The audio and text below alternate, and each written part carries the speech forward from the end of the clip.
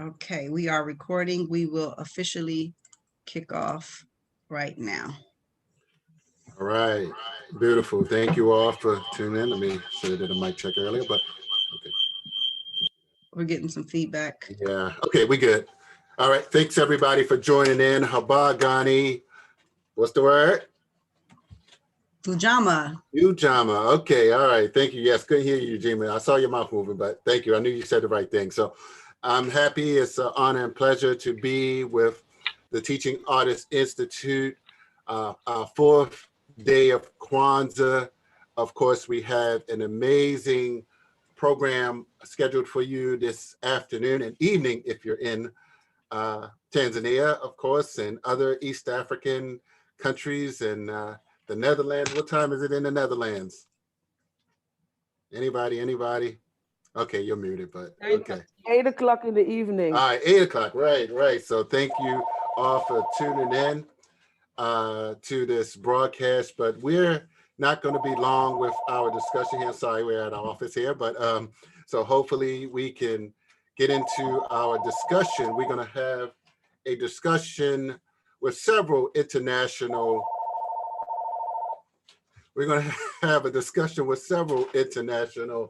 audiences, and we can begin. Of course, my name is Haki Ami, the success scholar out of Baltimore, Maryland, Tubman City, author, speaker, public servant in this area. And so just looking forward to continuing to work with Teaching Artists Institute to expand an international audience and educate people about Kwanzaa. I've been engaged in Kwanzaa for the past, I'd say, 20 years or so. So I'm looking forward to hearing much of the discussion today. And as Angela said, and you all who are just chiming in, we will be having a post-broadcast, shall I say, with WURD, the amazing WURD in Philadelphia, 900 AM. And you can get the app WURD 900 AM with Brother Shamari, as well as he do his Kwanzaa. So without further ado, we have several speakers, but we're going to open. I see he's on.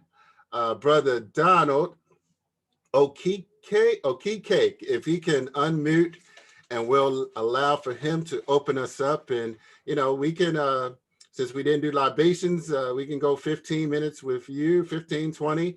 And we have Angela in, and see Brother John as well from Tanzania, as well as in. So these are speakers here. Thank you. Let me give a shout out to my brother Richard from Bagamoyo. I see you. Thank you, Brother Richard, and several other who will be joining us. Marceline will be joining us tomorrow. So let's get started here. So Brother Donald, Elder, I do not have your bio in front of me, so you can open up in however you desire, and we look forward to hearing from you. So thank you, everybody, and enjoy the Thai fourth day of Kwanzaa.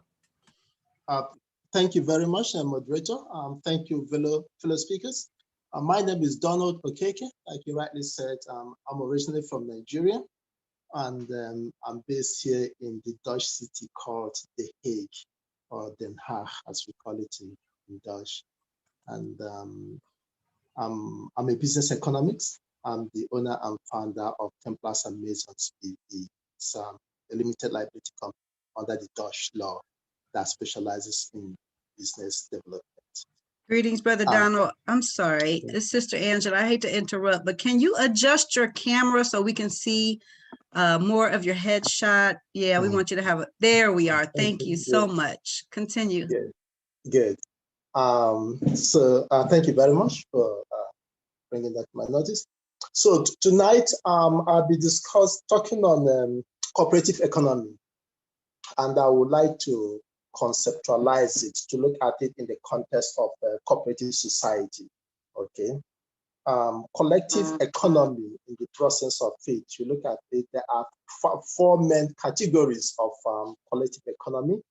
One of which is the cooperative society, and the other three, it's the public sector, which could be local government, national, or international.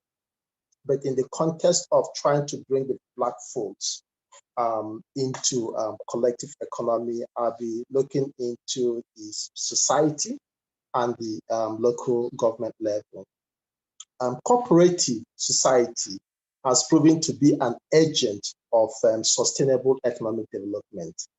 This is because it's bringing people of mutual interest together.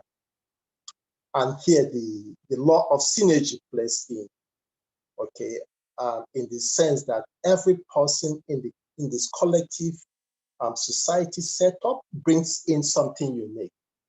So collectively, what they bring to this formation or economic formation in this context goes beyond what each and every one of them could have done individually.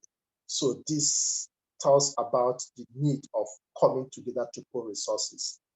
These days, we've been hearing about crowdfunding. Crowdfunding is just about a group of people coming together, throwing in a little bit to raise substantial amount of money, which individuals they cannot raise from the bank or any of the financing institutions. So this is what cooperative brings together.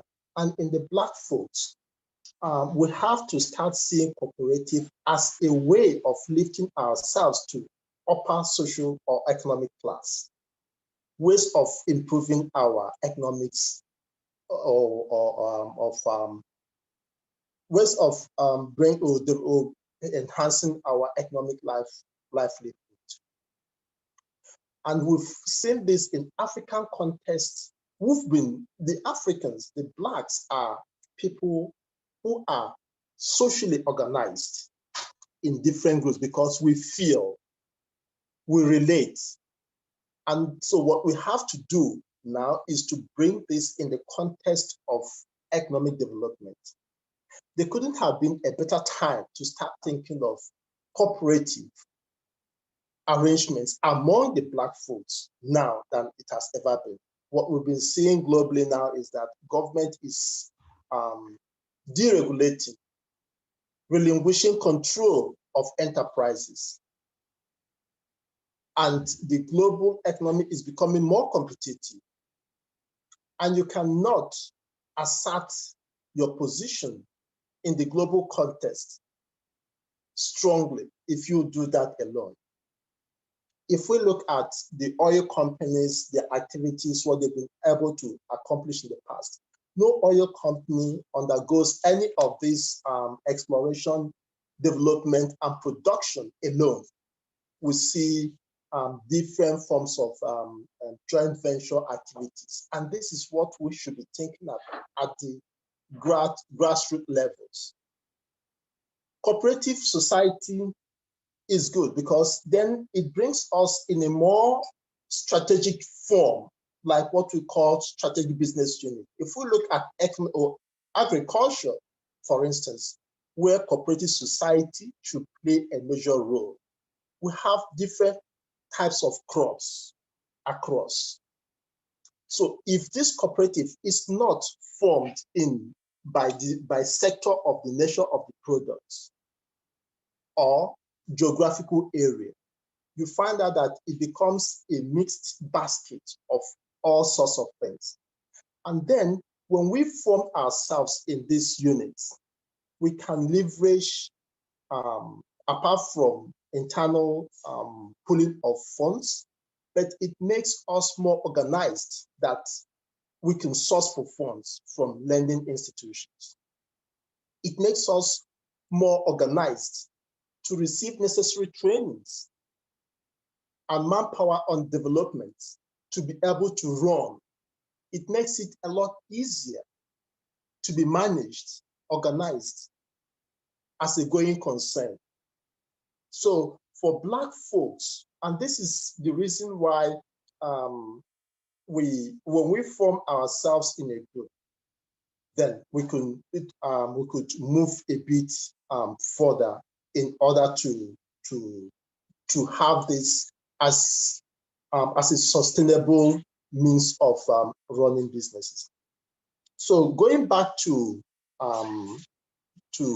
Africa, for instance, or to Black folks, wherever we are, when you are organized collectively, you can you could kill internal competition among yourselves, meaning that when the internal competition is killed among competing farmers, for instance, you can now direct the resources you would have spent on competing with one another to improve either the quality of your services or the quality of your product or skill acquisition, and to run more effectively than to compete with other non-Black businesses. Cooperative society, as a matter of fact, like I've said earlier, is a type of collective economy, but not collective economy in the sense of people might look at it. Some look at collective economy as socialism. So this is managing all for all, managed by all, which in the actual sense would destroy the actual essence, because when you fail to give ownership of the management of things, assign ownership to things, the tendency is that you don't get the actual value you expect. You don't get the necessary attention you expect to be given to those assignments. So breaking into different manageable strategic units is what cooperative society brings to table. And then it should be organized in such a way that it will be amalgamation. It could be collection of people of common interest, which is good. And then you could look across what is everyone bringing on board, apart from the capital that every cooperative member brings on board, but they bring something very unique, and it makes it very manageable. I would like to make this very interactive. I'll pause a bit to see if there are questions I would want to take on as I move on. Moderator, please. I have a question, Donald. Yes. Now you're talking, you've told us that it's very important to be, to work together. Yes, what do you think of African Union? Because you cannot compare it to European Union. African Union, we still have borders. Yeah. We still have, all those obstacles. Even if you look at only at East African community, even Yes. West African. Yes. So what can be done so that Africa, continent Africa, can be able to work together? That is my first question. And the other question, can you comment on, some of these contracts you see, like the US taking a trade pact with a country like Rwanda, Kenya, the European Union making a trade contract with a small country like Tanzania. So that is my second. And then my third question is there, how can the African Americans in the US play a role in the African economy? Because China is taking up.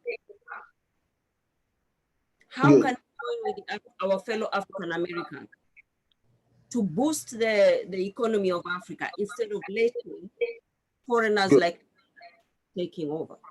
Great question, Sister Odelia. Thank you, Odelia. Starting with your first question, looking at what can the continent of Africa, African Union do. First and foremost, I've been saying that the intra-Africa trade is very poor. And we know reasons why they are poor. We don't have those infrastructures, okay? So African Union, as far as I'm concerned, is still a theory, okay? Because the borders are still there. It is even more expensive to travel between one African country to the other. And that is why you see this triangular form of trading that cocoa produced in Cote d'Ivoire is bought by a Nigerian company in Belgium, okay, and then exported to Nigeria instead of buying it directly from Cote d'Ivoire. So we should start developing the infrastructures. We should start developing the roads, the road network, the logistics has to be effective. And that is what the European Union does. That once, what we saw during the expansion of the European Union, once new members come into the European Union, the first thing they do is the logistics, the rail, the road, and the air transport for free movement of goods, services, and people. Okay, that should be the starting point. And then secondly, we should bring in capital to make sure that we add value to our products in our own continent. So if cocoa is produced in Cote d'Ivoire, but they don't have the capital in adding value to produce chocolate, they should make it available to countries like Nigeria or Kenya, where these things have to be produced. Let's have zero export of raw material from any African continent. Okay, and of course we have African development.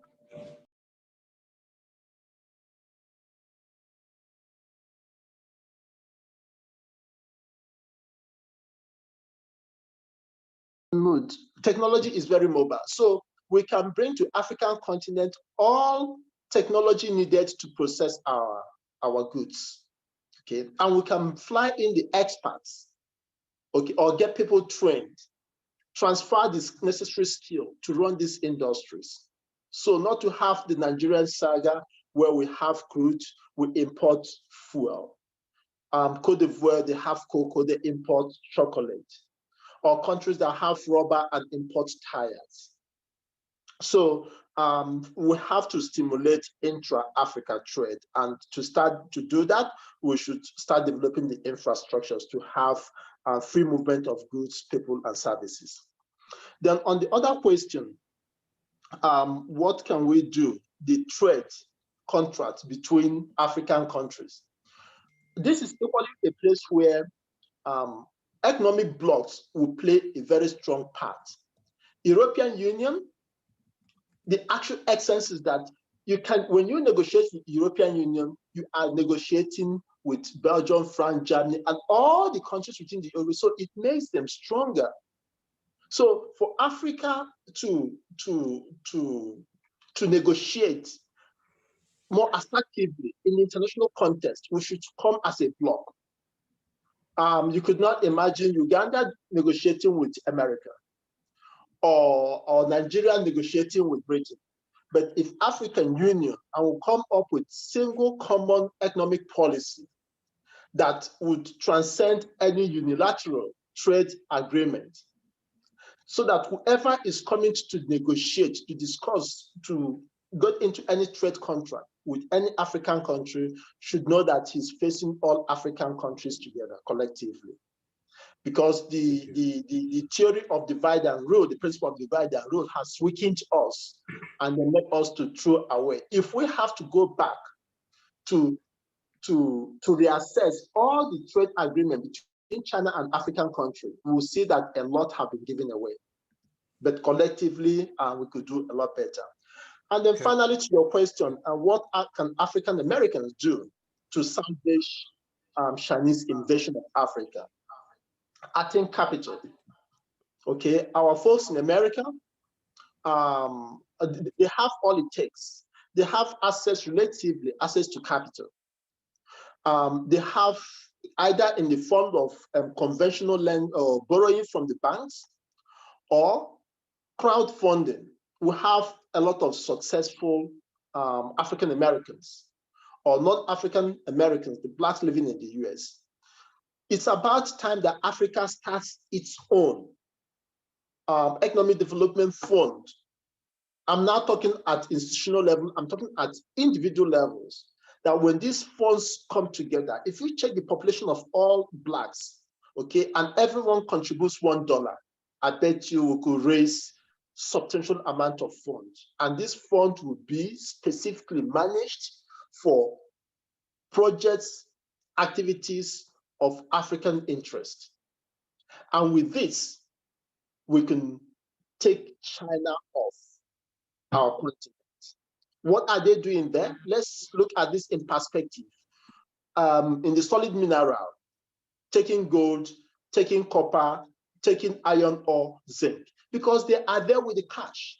They come down with their excavators. They come down with which the local miners don't have. But if we have someone of interest coming in, providing alternatives to what the Chinese are providing, we can definitely take the Chinese off. Okay, because by default, that's our continent. Yes, yes. Well, thank you, Brother Donald, and I hope Sister Delia, he certainly has addressed much of your discussion, and I certainly concur. And certainly individuals on here, we have a strong network here that are in position, and so I just hope that we can get this work done. And the next young lady that I'm bringing up, she's bringing some significant background in terms of global business transactions. So without further ado, we want to keep it going. We have about 35 more minutes, but hopefully if we could get, perhaps come back and have both of them, sort of elaborate. I would like to get to Sister Angela Sales. So you ready, Angela?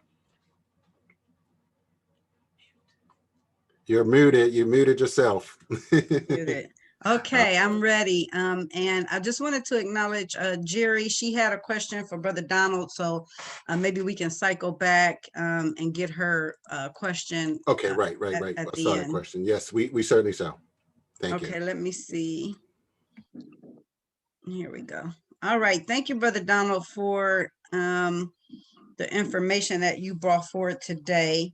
I'm going to actually share a presentation, but I would like to say mambo to everybody, Baragani, Akwaba, and bonjour, hola, hello, and all the other languages in which we recognize karibu here at our day 4 of our Kwanzaa, where we are recognizing cooperative economics today. So I want to talk a little bit about the principle of Ujamaa, and then I will share with you the work that we are doing at my organization, the Institution of Financial Unity, as academics and practitioners, and looking forward to how we can further build capacity and sustainability as we move into 2021. So the other day, we were having a thought leader discussion around Ujamaa, and the brother who created Kwanzaa kind of evolved the definition of the word. So my understanding, the word Ujamaa, the key Swahili word, at its root really means extended family.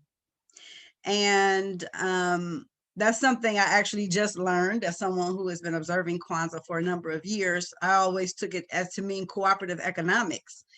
And I think it's important to understand the etymology of words so that we know the spirit in which we're really, adopting a principle. And so I asked myself the question, how are these two things related? How can the extended family practice collectivism and practice cooperation in which we elevate our economic status? And, in my mind, these things are interdependent. They're not, mutually exclusive of one another. And what we've been working on with our partners throughout the years is how we incorporate sisterhood, how we incorporate community, how we incorporate family enterprises as part of our economic and business development models.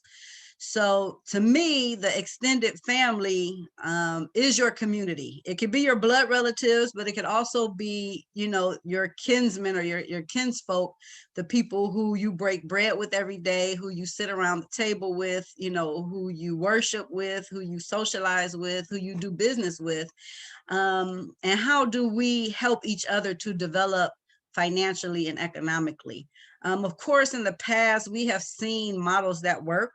As a matter of fact, one of the organizations, I'll talk about our programming shortly here, but we developed a SUSU to help out in 2020 with women around the world who needed support because of COVID.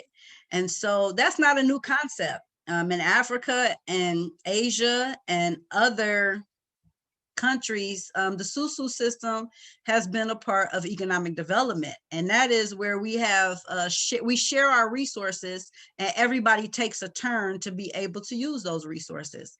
Of course, you know, that system goes directly opposed to the system in which I grew up in, and the systems in which I've been educated in and worked in, which is capitalism. And so capitalism is very much an individualistic idea where it's every man for himself. And we even have a saying that you have to pull yourself up by your own bootstraps. And our systems are built to put us on that track where we go, we get our education, we go to school, we get a good job, we accumulate wealth, and we, you know, keep that for ourselves. And we're seeing the result of hundreds and centuries of years of that concept right now, where we have so many income inequities, we have wealth inequities all around the world.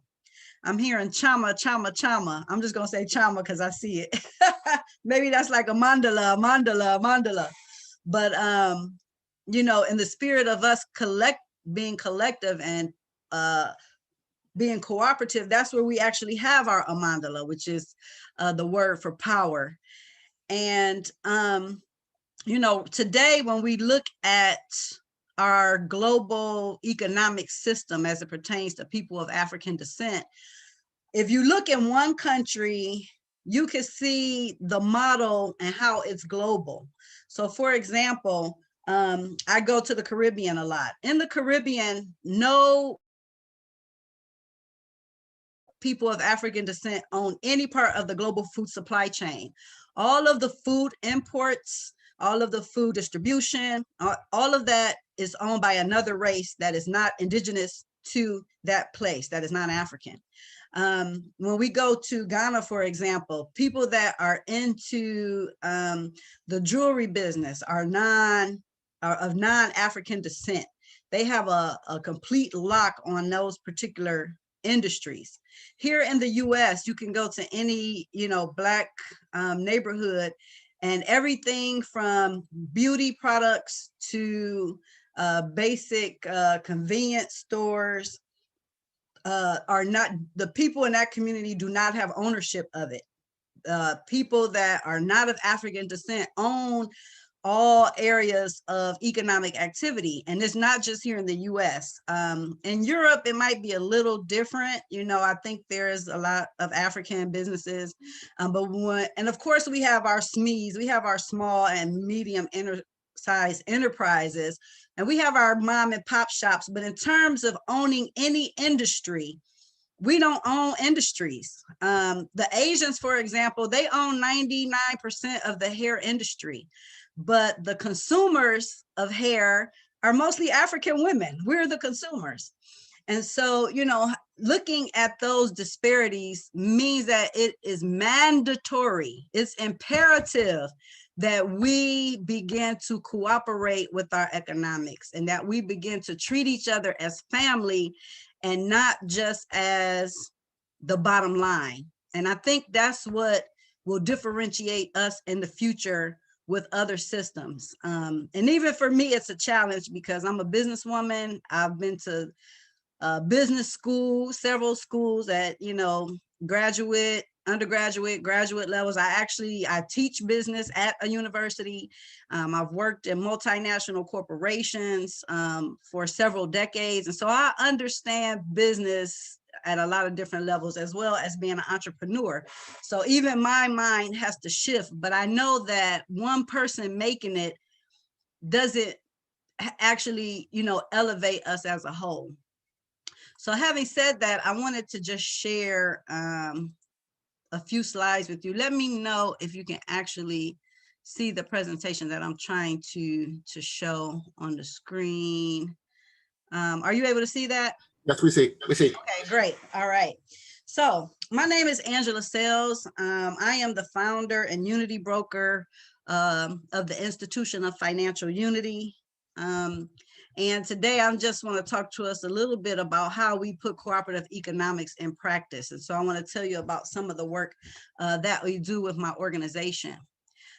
Our mission, well, really our vision, you know, it just comes from the fact that we need to develop and secure independent economic and financial models amongst the global Black community.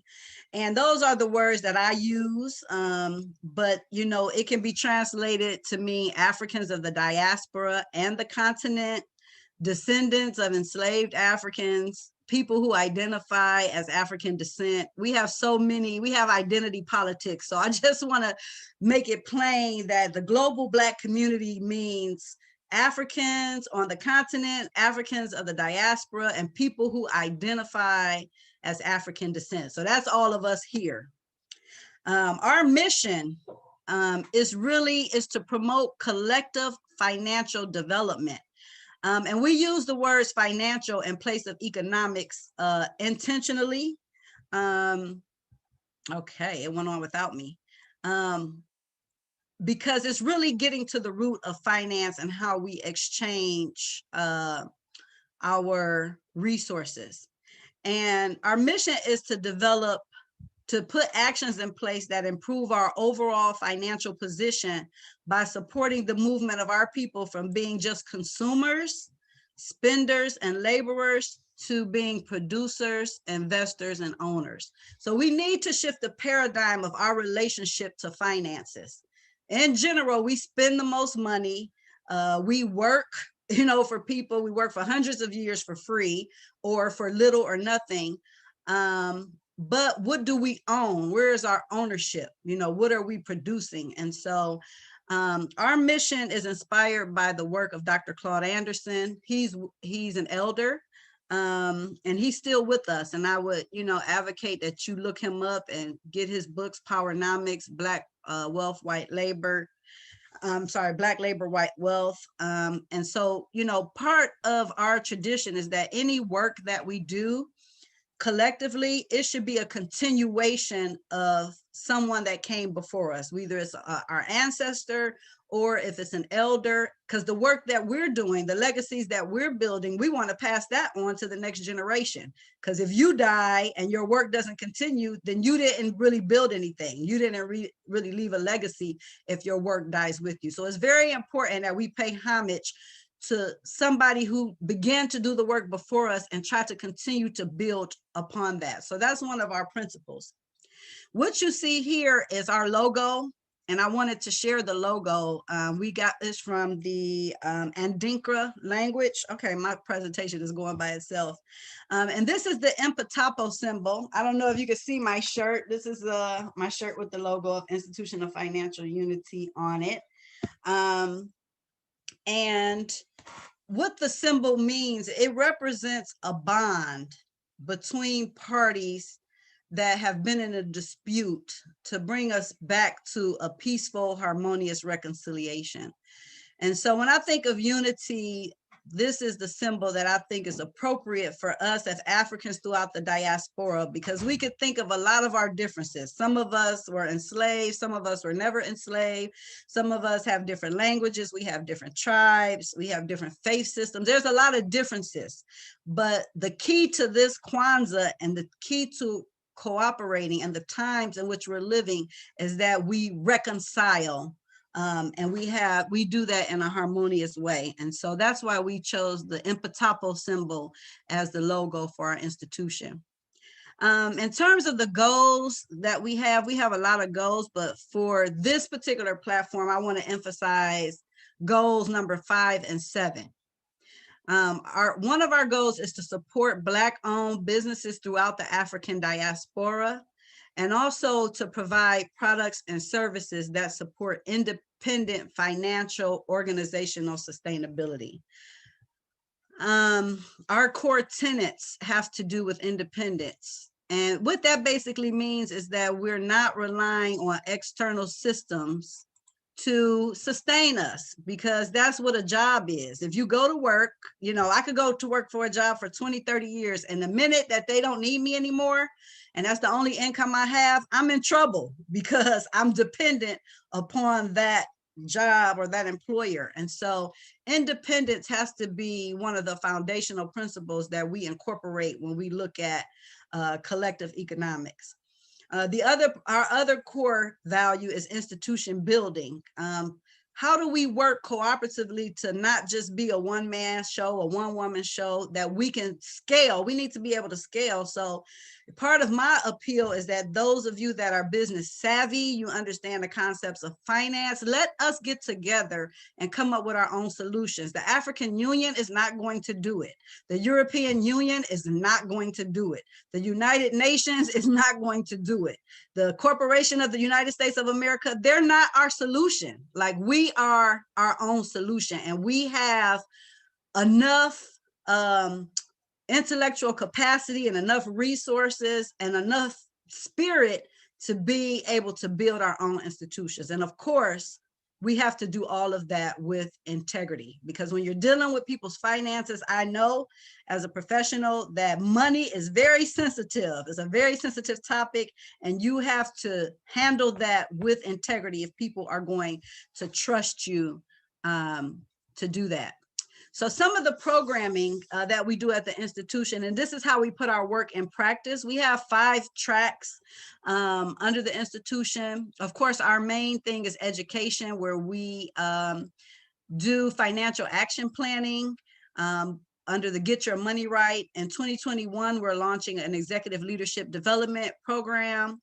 We also have partners with the Black Wealth Consortium, with the Assetpreneurs Network. And so our main thing is to teach just financial education. Our second track is arts and culture. We are partnered with the Teaching Artists Institute, who of course is hosting this event, as well as Thai Tours. And that is the tour company that, takes us all around the diaspora. We just returned last month from Tanzania, and we will be in South Africa this year for the Teaching Artists Institute conference, which you'll hear more about. And we're also putting together an investment tour back to Tanzania in October. We've been to Ghana in the past. We've been to Cuba, Jamaica, just all over the world, Uganda, Gambia, Nigeria. So we've built, quite a network, but we're partnered in the arts and cultural space with the Teaching Artists Institute. And thank you for providing this platform to let us speak. In the health and wellness space, we have our local partner, Little Africa Food Co-op, and this is cooperative economics in practice. We're putting together a food cooperative that is owned by the Black community. Of course, co-op is not an original idea. Africans have been doing this for a long time. And even here in Black America, we have a strong history of co-ops. But this is important because it addresses the food insecurity issue that exists and that is growing. Here in this country, and maybe in your country, if they shut down the grocery stores for 3 weeks in any of our communities, we would be in big trouble because we can't feed ourselves. So it's important that we put our heads together so that we can own part of the global food supply chain. Africa has the most fertile land, the most rich land, the freshest fruits. So does the Caribbean. Over here, it's wintertime. Nothing is growing where I'm at now. I'm in Ohio, and it's cold, it's snowing. We are relying on food to be brought in. We cannot grow it ourselves. And so we need to figure out how to put this global food supply chain in place. And because I'm part of a network of co-ops, we have a market for those products. And we have a partner, manufacturing partner out in California here. Our fourth track is media, and that's with our local radio program. I'm sorry, it's an international radio program, Team DLW Unity Movement, and also the Global News Network. This is we had the opportunity to present financial sustainability and agribusiness at the CSW 63, which is the Commission on the Status of Women. That was a couple of years ago at the United Nations. We've been participating in that for, this will be our 5th year coming up, and we'll give you more information about that. In terms of our international work, you know, some of the policy and business that we've been involved in is, you know, working in agribusiness. We work with beauty and business. I actually serve as the chair and international host for the Global African She-Rose Union. And we focus on women's advocacy in 16 regions throughout the world.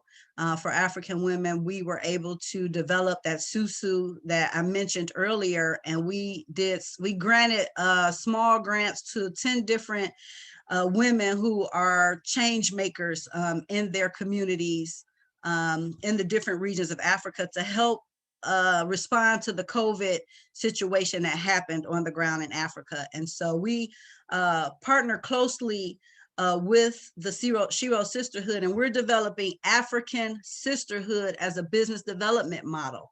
And so we actually have She-Rose shops on the ground in 4 African countries, and our sisters who make products, be it soap or jewelry or purses, we actually procure those in bulk quantities and distribute those to our She-Rose network throughout the world, so that we're doing commerce one with another. So this is cooperative economics in practice, for real. And then we have a team, Financial Unity Africa. We have a strong team in Kumasi and in parts of Ghana. And also now we have new ambassadors over in East Africa and Tanzania. And we also work in the Caribbean as well. This is just our, we'll be bringing this presentation back this year. We just registered for CSW 65. It's virtual this year, so we won't be in New York, but we're talking about financial sustainability for global African women in beauty and business. We have to get a share of the market. I mean, we spend enough money. We need to be responsible to do that. So I don't know what I'm looking like on time, but you know, if you engage with us, you'll learn more about our social enterprise revenue model. And basically what that is about is just, you know, we're still in the business of doing business, but we want to do business in a way that's socially impactful. Haki, I need to pause? Well, okay. Yeah, so let's well, we thank you. Can I get 1 more minute to wrap up? Ma'am? Yes. Sure. Go ahead. Yes, go for it. 1 minute. Okay, so let me get past that. We offer products and services, and okay, so I'll stop sharing now. Please visit our website, financialunity.org, to learn more if you want to partner with us on any of these projects. So it's good to have the dialogue. It's better for us to do something, and so that's what I would like to leave us with today. And thank you for the opportunity to present. All right, Okay, beautiful. Haki. Thank you. Beautiful. Thank you. And as Angela cues up the video for our next guest, of course, we're going to allow for him to open, and say a few words, and then we're going to go to his clip to show what he's doing and what he's done in Bagamoyo, Tanzania. But I want to first mention, of course, the Powernomics book. I did post in the chat that I have copies, of course, if people want to get either Powernomics or Black Label White Wealth. I'm a big fan and supporter of Dr. Anderson as well. And also towards the end of this, we're going to be extending this Kwanzaa conversation. So a little bit after 3, they're going to give us a little leeway, but a little bit after 3 or 3 o'clock, we're going to put the link to WURD. That's in the Philadelphia area. So they're going to allow for some of our speakers to be there, and those speakers have been chosen. So that's a major station in the Philadelphia area, and they have seen some of our clips and some of our performances, and they will be playing them today as well as Friday as well. So, you know, a lot more people see this on our Facebook Thai Teaching Artists Institute page as well. So I want to encourage you all to go to that Teaching Artists Institute page on Facebook and like it and share it to your page, as well as other Facebook pages or groups that may have an interest. So let me introduce Brother John.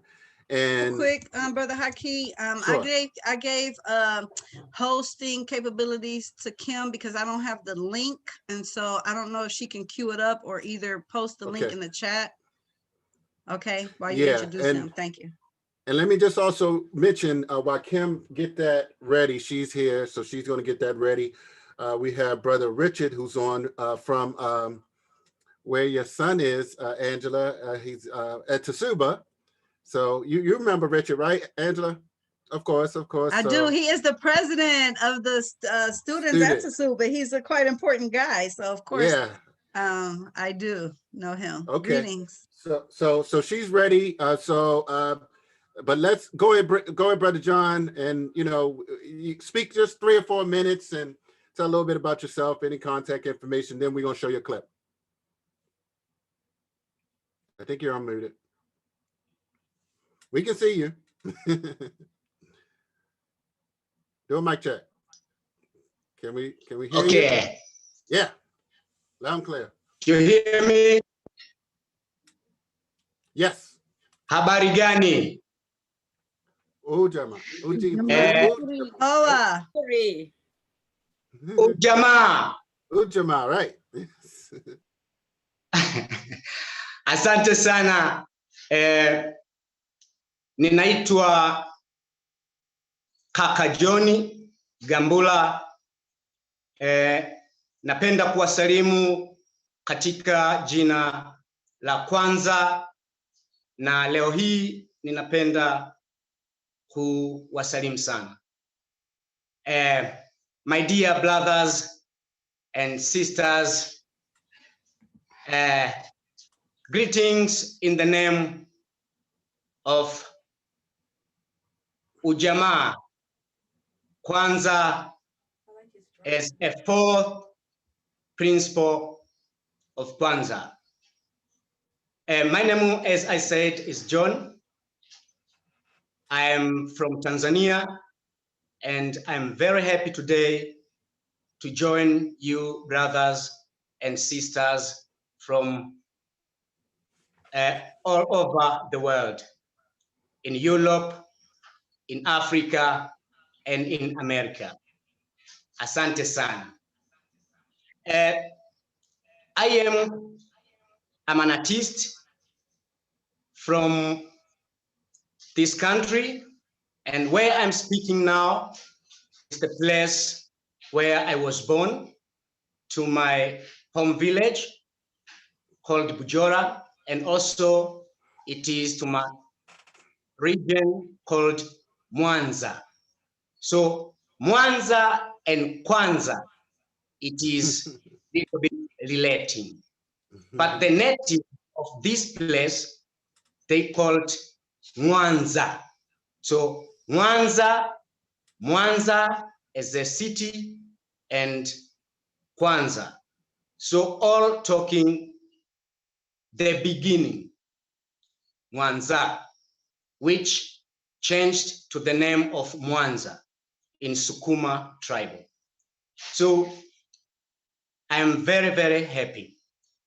So today I'm gonna show you one of my product which I used to produce, and it is my creativity, but still people have it and they used to make it, but originally it is from the indigenous instruments as a malimba, and comes to the instruments as a they call it hand pan. But here we call it chungu marimba. Why we call it chungu marimba? It's chungu in Swahili, it's a pot. So it looks like a cooking pot. And why we call it malimba? Because it's a zelfa. Richard, I'm sorry, not Richard, John. Hello? Okay, John. So, all right. Well, we're gonna play your video. So Kim's ready to, we can play what you had.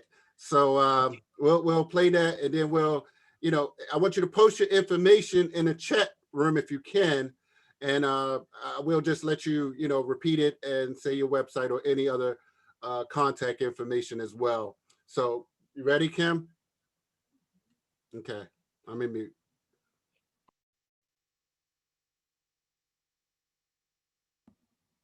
Not Whitney Houston, Kim, but go ahead.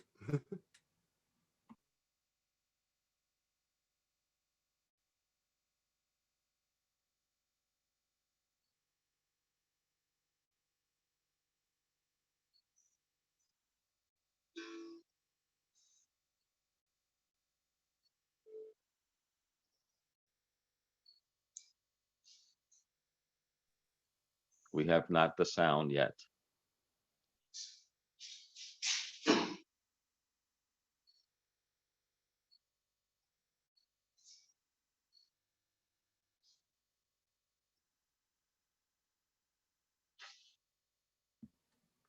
Okay, it's coming. It's coming. We're gonna do it again.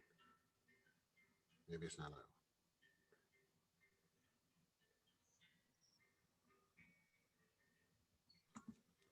No sound. I can hear.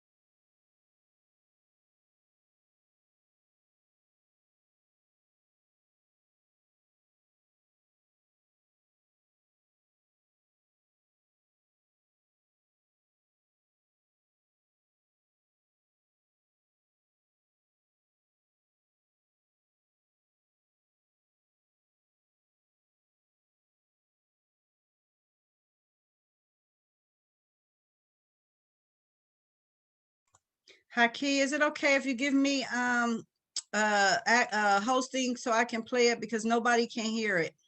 I can go ahead and cue it up.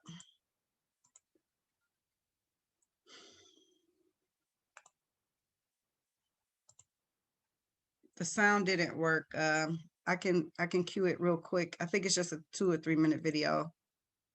All right. Yeah, she's either sending it to you, Angela. No, just give me hosting access. Just tell her to give me host back, and Give then her hosting access. She's doing that. Correct. She heard okay. you. Okay, thanks.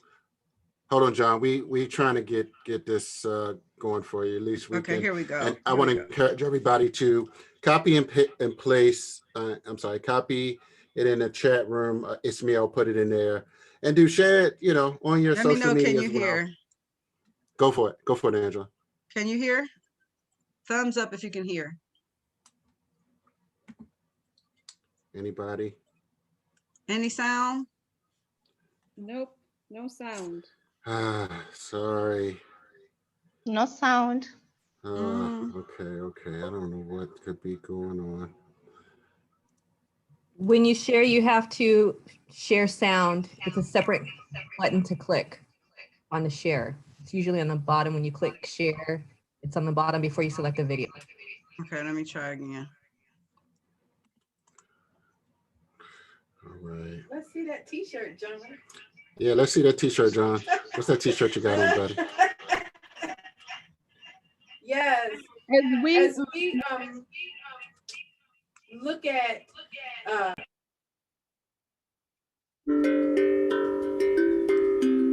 Oh, everybody's hearing it. Okay, Yes, can I? we're Okay, hearing that's the it. sound Great. now. We hear it. Uh-oh. Yes. Here we go. our teacher. Sorry, go ahead. Do you want to cue it up? Kim, go ahead.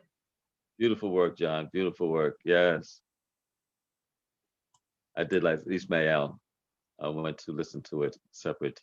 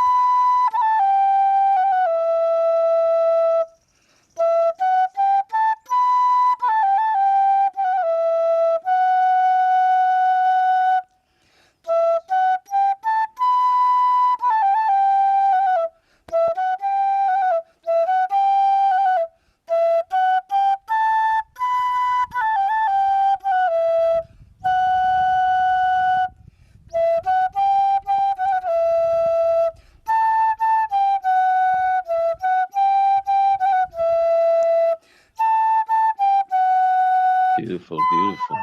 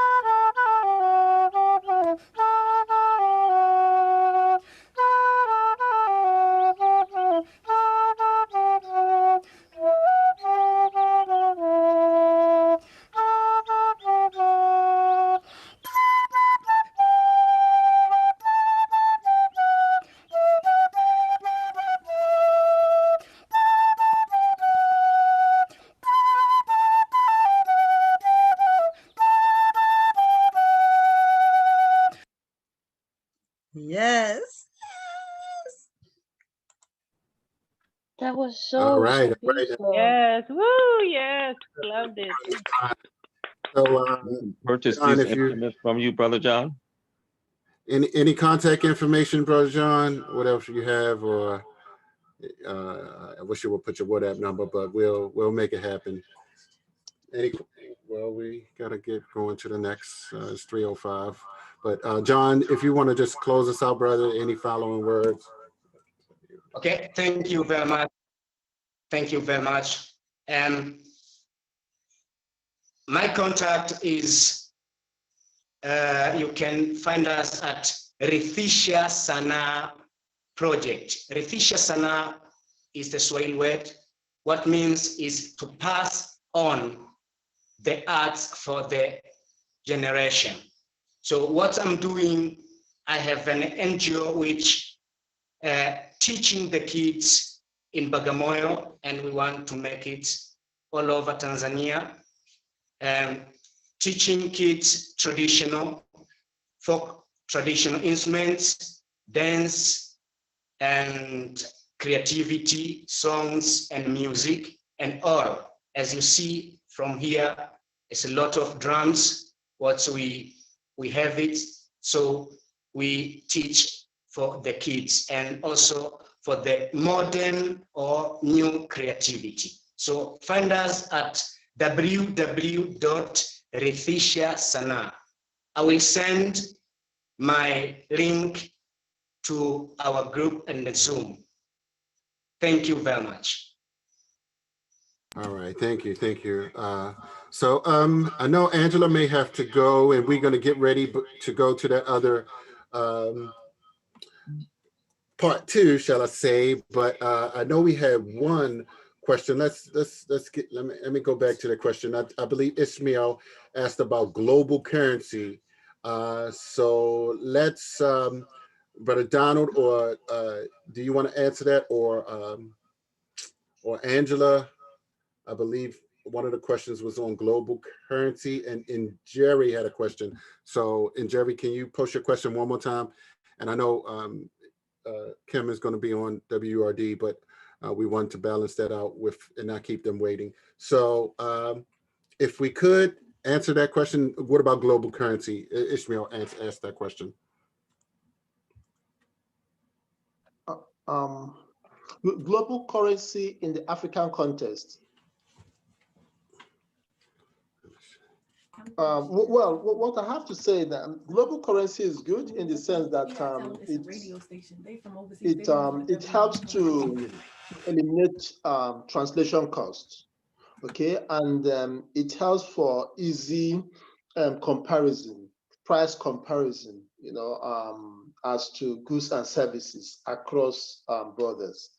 So it is global currency in the African context, okay, global people of African descent. I think this is a good thing to do, okay, and if it's well managed, some resources could be created, which as well can be diverted into sustainable development for people of African interest. So I think it's a good thing if pursued. Yeah, for reasons I've said. One, it eliminates translation costs. Two, it makes for easy price comparison. So this economic decision process should be a lot shorter and more effective. All right, and I'm not exactly sure what the question was, but is there a second question? I wasn't really clear on the first question about the global currency. What about a global currency? Okay, that was for Donald. Jerry, did you have a chance to ask your question? You want to unmute and ask, or either put it in the chat box? Okay, go ahead. Thank you. Actually, it wasn't much of a question, but it was more of a comment that, you know, as Black people, no matter where we are, we should you know, invest in our own businesses. Black people should start going to Black businesses and going to Black shops. Just as Angela, you said, like, you know, we are mostly the consumers, but we are never the producers. And I think that's an important way of empowering ourselves from an economic point of view, and also putting value in our own businesses and the work that we do. And also the question of Chama is also very important because, you know, we might think this is just underground microfinancing, but now in Europe, what we are seeing is that actually this model is being taken by big organizations to start investing in Africa. So, and I think this is something that we should start reclaiming and owning as our own. Absolutely, I agree. Actually, Jerry, all the big, they call FANG. FANG is in Africa. Facebook, Apple, Netflix, and Google. And so if there was nothing to be had, they absolutely would not be there. So we definitely have to get in the game. And we should be a little territorial too, because I think it has worked against us that we're so open and so kumbaya. And so, you know, other places, we can't go to China and make any inroads, right? Matter of fact, they're kicking Africans out and being mean. So, you know, the African nature is one of peace, and that hasn't served us well against other ideologies, you know, and so now with Africa being the last frontier, you know, those of you that own land or have a sphere of influence, hold it. It's the hold them and not fold them game. So yeah, we definitely need to get in there and get it going like now. So those are my last words. Donald, I'll let you have the last word before we close. Thank you very much. And I just want to pin into what you said about having ownership of our resources. Like now, I've been looking into trying to see if we could bring or cutters and polishers of gemstones in Nigeria to have one, okay? And when I heard you mention jewelries, this is something we can, capacity development in our country, job creation, let it be African thing, and you have the platform, the market to, to sell, to where you have jewelries. This is something we could start doing, but I'm very glad being part of this forum, and I would want to, thank you, Adele, and to continue with this.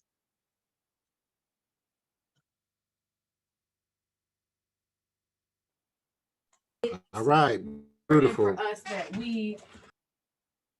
I think we are good. Did we get our questions answered? Everybody feeling good? Yes. Okay, all right. So we thank everybody for joining us today for our fourth day of Kwanzaa. Yes.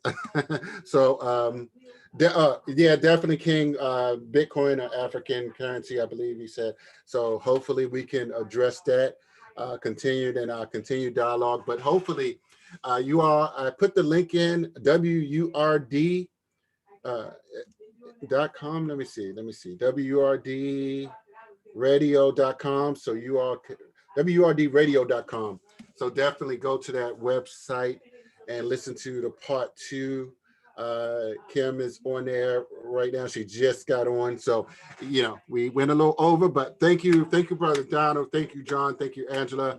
We appreciate this and all of the presenters that's going to be presenting in the next few weeks. So tomorrow. So until tomorrow, let's continue to do the work and let's continue to unify. Can we do the Harambe's? Okay, sure. Let's do it. Ready? And you gotta count them as 7, and the 7th one you hold. Okay? You do it. You're doing it today. All right. Okay. Ready? So we're gonna say Harambe, which means let's pull together. So count them out, and on the 7th one you hold Harambe as long as you can. So let's start with 1. Harambe. Harambe. Harambe. Harambe. Harambe. Harambe. Harambe. The 7th one. Harambe. Harambe. That's amazing. Okay, there we go. Modukwe. Hey, kid. WURDonline.radio.com. Yeah, good, mommy. Let's do the next one. All right, Richard, I'll talk to you, buddy. Good to see you. Good to see you. Yes. All right. Good to be seen. Thank you. See you tomorrow, okay? All right, peace. Yeah. All right. Thank you. Bye.